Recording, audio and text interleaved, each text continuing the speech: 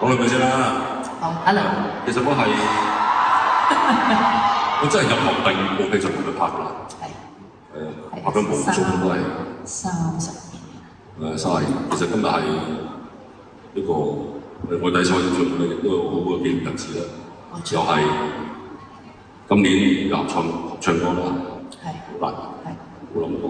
可以同佢做一首，我都冇諗過。其實尋日我哋 rehearsal 嗰時，我都真係感動，因為我睇住佢喺個台，即係由30年前自己做訪問都唔肯做嘅，要搲埋我一齊，唔可以自己一個人講嘅。去到而家企喺嗰個台。係啊，其實我成日同人講，如果我屋企裝個偷聽機，我一日冇講一句説話係，我點嘢咁解？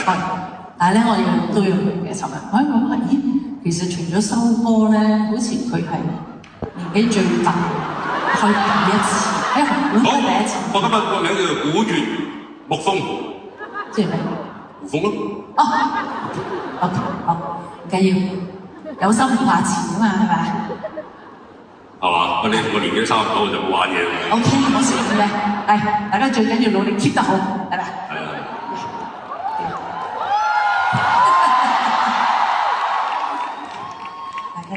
你記得好好啊，我知啊，我都知你好中意啲靚仔㗎。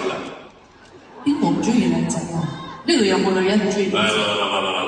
我意思係望住先啦。哦 ，sorry 啊，我見到好多。係。不過你中意啲身材健碩嘅靚仔㗎嘛？唔介意嘅。但係你中意露波邊嘅靚仔啊？其實咧，我跟住落嚟個嘉賓咧，我自己大隻嗰樣嘢啦，我自己好中意佢一樣嘢就係佢有歌佢講歌佢有嘢就講得啦，唔開心又講，開心又講，佢話嗰樣嘢同你好似。大哥，有冇自知之明？一陣間佢出嚟，你自己對人比一比。但有一樣嘢你唔好相信，我亦都好欣賞嘅啫。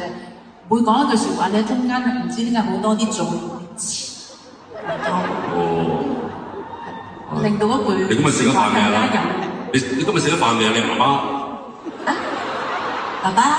媽媽？爸爸？好啦，好，有請今日嘅嘉